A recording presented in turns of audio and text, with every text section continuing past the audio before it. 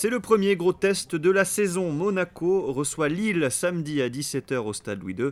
L'heure est à la confirmation côté monégasque après le succès difficile mais tant important pour la confiance obtenue à Nantes dimanche dernier.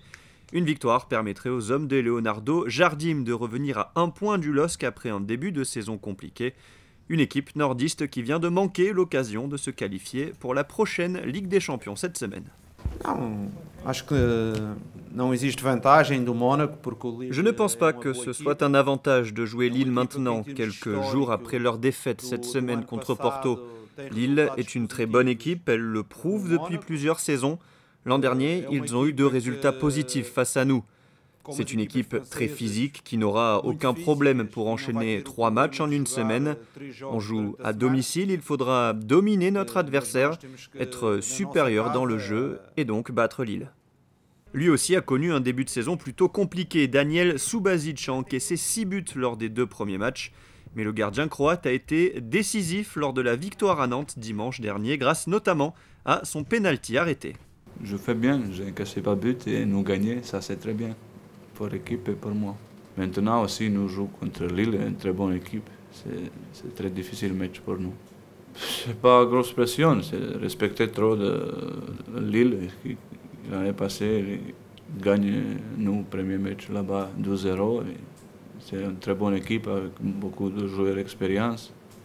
Joue compact. C'est pas encore encaissé les buts à championnat.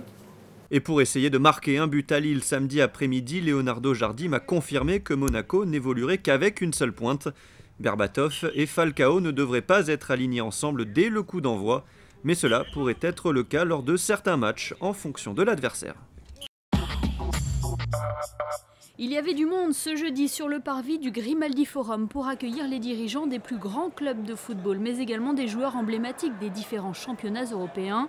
Parmi eux, on pouvait retrouver Luis Figo, Edwin van der Sar et Cristiano Ronaldo.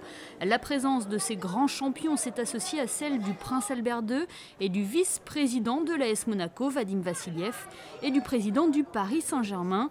Ces 2 clubs français, respectivement champions et vice-champions de France la saison dernière, se sont qualifiés pour la Ligue des Champions et c'est ici, au Grimaldi Forum, qu'ils ont connu leurs futurs adversaires pour cette phase de groupe.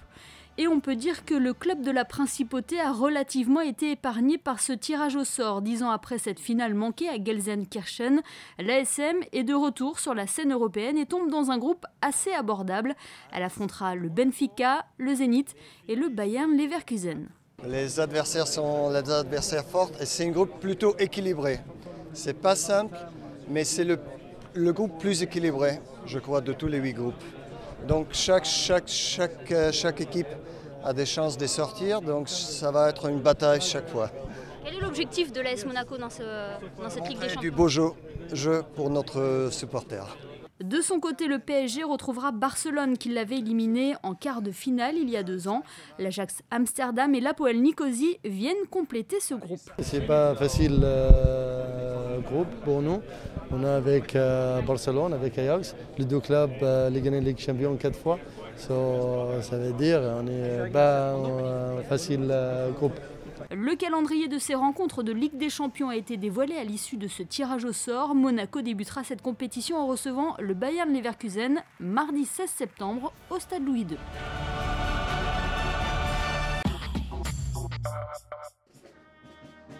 Et dans le reste de l'actualité monégasque, un communiqué de presse du Palais Princier nous apprend que le colonel Luc Fringant cessera d'exercer les fonctions de chambellan du prince Albert II à compter du 1er septembre 2014.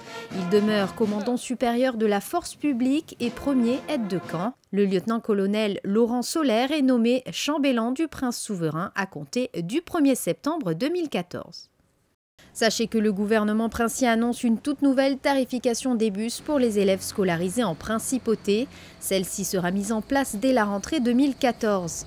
L'abonnement annuel s'élèvera à 10 € au lieu de 83 € auparavant. Cette mesure vise à encourager les enfants et les adolescents à utiliser les transports en commun pour se déplacer en ville.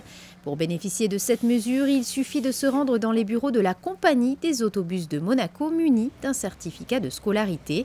De plus, une régularisation sera effectuée pour les élèves qui auraient souscrit un abonnement par anticipation dans la perspective de la rentrée scolaire 2014-2015. Après plus de 10 mois de travaux, le jardin animalier de Monaco a ouvert au public ses tout derniers aménagements, plus modernes et plus naturels. Après la construction d'aires de jeu pour les enfants, c'est au tour de la partie haute de faire peau neuve. Le chantier a permis une réhabilitation de cette zone, anciennement réservée aux fauves et grands primates. Actuellement, nous nous trouvons dans le nouveau secteur du zoo qui a été réaménagé et les travaux ont débuté au mois de septembre. On finit pour certains fin juin et pour d'autres fin juillet, ce qui a permis de mettre les animaux qui existaient déjà au parc dans de très bonnes conditions et avec l'emploi de nouveaux matériaux, d'aérer un peu tout ça, de rajouter de la verdure et plus d'espace bien sûr. L'intérêt n'était pas d'augmenter le nombre d'animaux, mais était de conserver les animaux qu'il y avait et de les mettre dans de très bonnes conditions. Sur un étang artificiel, 2 îlots accueillent dorénavant les ouistitis, haras ou encore cygnes noirs du parc dans un environnement luxuriant. Le public peut également découvrir un tout nouveau vivarium. Serpents, araignées, iguanes, mais également piranhas sont proposés aux visiteurs. C'est aujourd'hui un parc qui se veut plus près de la faune et de la flore pour le plus grand bonheur des plus jeunes. Ce qui me plaît déjà, c'est voir les hippopotames, les singes, les perroquets alligators. Et ça, c'est assez rare. Et voilà. C'est un changement total, puisque des fois il n'y en a plus, il y avait des gorilles, ils ne sont plus là. Mais ceci étant, pour les enfants, je crois que c'est mieux maintenant qu'avant. Parce qu'ils y trouvent leur compte, ça leur plaît, c'est bien agencé, il y a tout ce qu'il faut voir. Ce jardin animalier a également pour vocation d'accueillir les animaux saisis et récupérés par les sapeurs-pompiers ou les douanes. C'est le cas de 90% des pensionnaires à présent. Une zone de soins vient donc compléter cette nouvelle configuration pour répondre aux besoins de ces reptiles et petits primates. Rien qu'aujourd'hui, nous avons récupéré ce matin un martinet tombé du nid. Nous avons récupéré un flamant rose rapporté par les pompiers de Nice qui était épuisé et se trouvait dans la marina de Villeneuve-Loubet. Et un iguane d'une personne qui se séparait d'un particulier de l'iguane. L'intérêt du flamant rose, maintenant, notre rôle, ça va être de le retaper un petit peu, qu'il soit facile de santé au parc, et après il sera relâché, puisque nous ne gardons pas la faune sauvage en captivité. Tout ce que nous avons, c'est de la reproduction, ou alors, bien souvent, des saisies que nous n'avons pas pu relâcher, dû à leur état de santé ou leur handicap à pouvoir revivre dans la nature directement. La rénovation du jardin animalier se poursuivra dès la mi-septembre. Le prince souverain a donné son accord pour le dernier secteur à réaménager. Il faudra près de 6 mois de travaux pour réhabiliter l'enclos de la mascotte du jardin, l'hippopotame Pollux.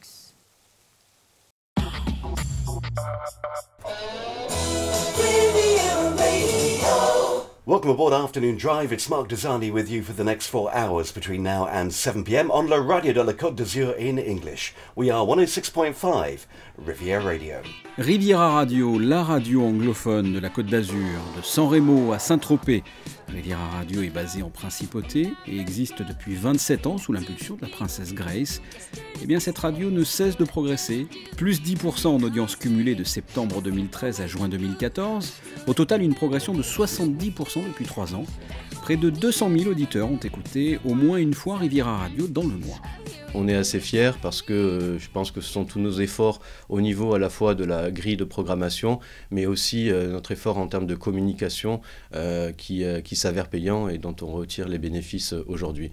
Alors notre audience aujourd'hui, elle est assez atypique, je dirais, puisque on a évidemment une audience francophone classique comme toutes les radios, mais on a surtout une audience forte de résidents anglophones, étrangers, anglophones au sens large, donc toutes les nationalités qui sont représentées sur Monaco et la Côte d'Azur. Et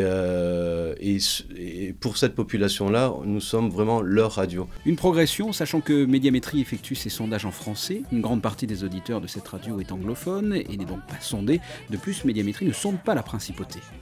Just coming up to 1 minute after 4 on 106.5 Riviera Radio. Down in Saint-Tropez, it's lovely and sunny at the moment, and we're looking at temperatures down there of 27 degrees Celsius. Au niveau donc de la programmation musicale, donc on est sur les standards, les hits anglo-saxons uniquement, internationaux des années 80 à aujourd'hui. Donc de Barry White, Ariana, on offre à peu près tout l'éventail de ce qu'on trouve dans les hits internationaux et anglo-saxons notamment et exclusivement.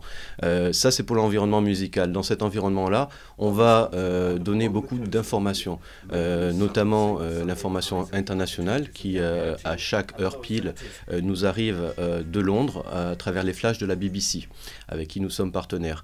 Donc pour l'actualité internationale et ensuite pour l'actualité locale, notre équipe de journalistes produit tous les jours et toute la journée l'information locale en anglais. Une quinzaine de personnes travaillent à Riviera Radio, située sur le quai Antoine Ier, entre présentateurs, journalistes, commerciaux, production, des messages ou encore webmasters. Le nouveau site internet a été lancé en juin. Vous pouvez écouter, entre autres, Riviera Radio sur le 106.3 à Monaco, 106.5 sur le reste de la région ou encore sur le www.rivieraradio.mc. Cet été, pas question de se la jouer profil bas sur sa serviette de plage. La mode est aux imprimés et aux couleurs flashy. Direction une grande enseigne de maillots de bain qui surfe cette année sur la tendance brésilienne et colorée.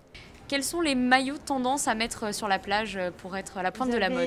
Le maillot Alegria, donc tout ce qui est avec les comme ça, plein de couleurs, tendance, très brésilien, donc ce qui marche très bien. Ensuite, sinon, vous avez aussi tout ce qui est fluo, donc c'est des tendances assez régulières, mais qui marchent beaucoup cette année.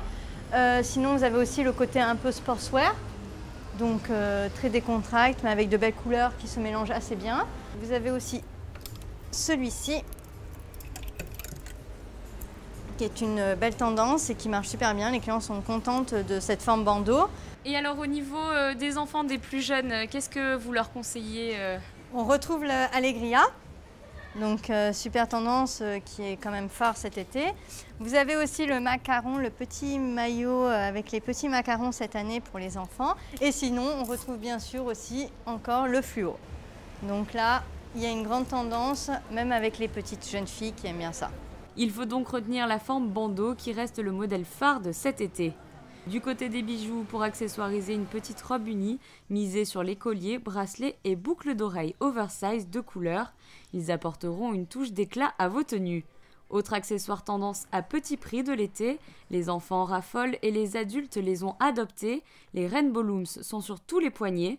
Ces petits élastiques de couleur apporteront une touche décalée à vos tenues, tout en favorisant l'esprit créatif des plus jeunes.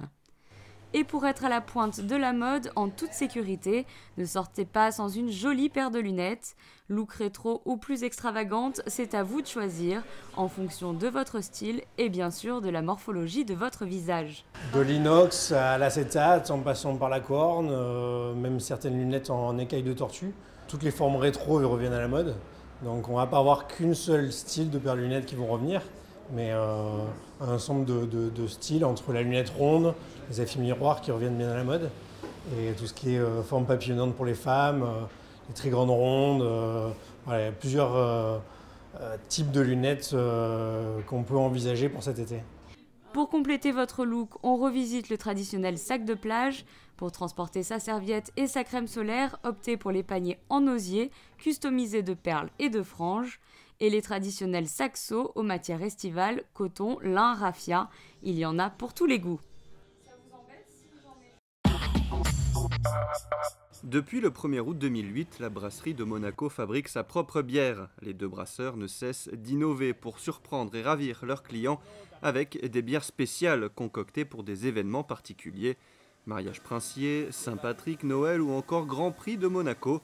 Pour cet été 2014, l'accent a été mis sur les fruits rouges. Un peu de cassis pour l'acidité, le goût doux et fruité de la framboise. Voilà le cocktail de cette bière spéciale.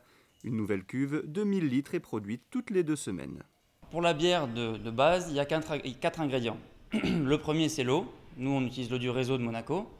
Ensuite, on a le malt. Le malt, c'est de l'orge qui a été germée et torréfiée. Donc on peut voir différents types de torréfaction qui vont donner la couleur au grain et donc la couleur à la bière. Pour 1000 litres, on donne 200 kg de malt à peu près. Ensuite, il y a le houblon. Donc le houblon, ce sont des fleurs, mais qui sont présentées sous forme de granulés. C'est tout ce qui va donner en fait les arômes et l'amertume au produit. Et le dernier ingrédient, qui est la levure, va transformer le sucre du malt en alcool plus gaz. Le brasseur intègre ensuite les fruits rouges, puis après une semaine de fermentation, 3 semaines de maturation sont nécessaires afin d'affiner le produit et de passer d'une bière verte à une bière finie et prête à être savourée. La brasserie de Monaco, c'est déjà 650 000 litres de bière produits, soit en moyenne 110 000 litres par an. Passons à présent aux prévisions météo. Samedi, un ciel partagé entre nuages et apparition du soleil avec des températures allant de 22 à 26 degrés. Dimanche, le soleil sera bien présent avec un thermomètre en hausse. Lundi, le ciel sera bleu malgré quelques nuages passagers avec un mercure pratiquement identique à la veille. Et enfin mardi, très belle journée, vent faible avec des températures allant de 22 à 27 degrés. Cette édition est terminée, à présent la suite de vos programmes sur Monaco Info. Très bon week-end à tous.